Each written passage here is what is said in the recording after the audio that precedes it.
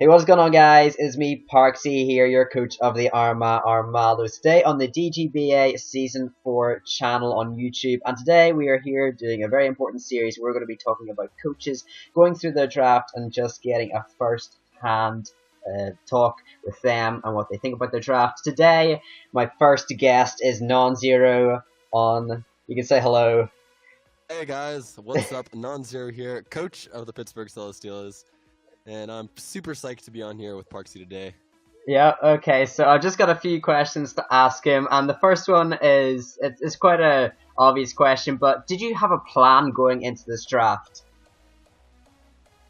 Actually, not so much. This is probably like the most, won draft so far, in the sense that I only really knew the first 3 mons that I wanted to use. Okay, nice. So, I had some, combos in mind too, but... Yeah, mainly I just wanted to use, I think it was Latios, M.Venusaur. Yeah, because that Skarmony M.Venusaur core is insane. It's gonna be hard to break through it, definitely. M.Venusaur and Skarmony as a defensive core, just because, of course, the only weaknesses of M.Venusaur once it Mega Evolves are Flying and Psychic, and... in general, Skarmony can take both of those offensive types on. So I guess the second question's gonna be, it's not really gonna be very apparent to you, but were you sniped at all in this draft? Like, hardcore sniped? Like, any specific mons you wanted that you didn't get? Yeah, actually, it didn't happen at all that I was hard sniped this draft. A soft snipe in that I wanted Noir over Dusclops. Right. I don't think that's a huge deal though. Yeah.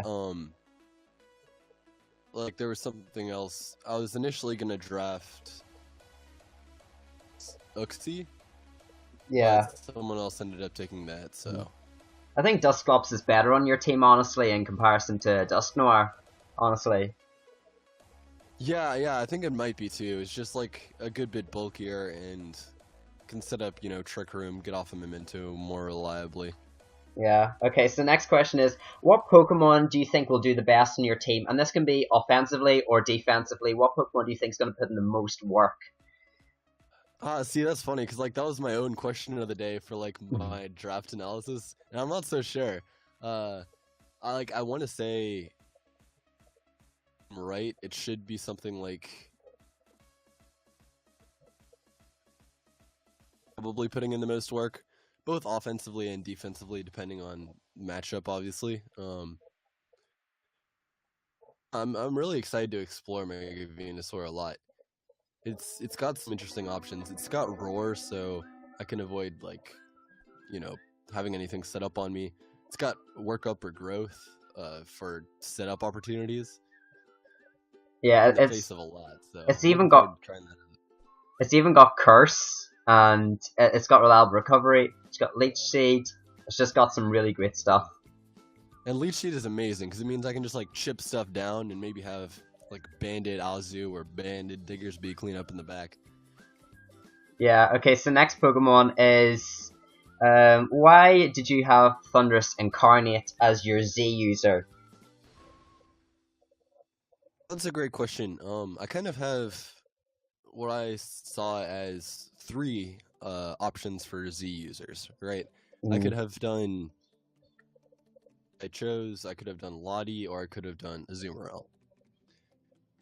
I kind of ruled out Azumarill first because it's a little bit obvious what I'm doing there. Yeah. I'm probably going to just bring Z Belly Drum if I bring the Z move.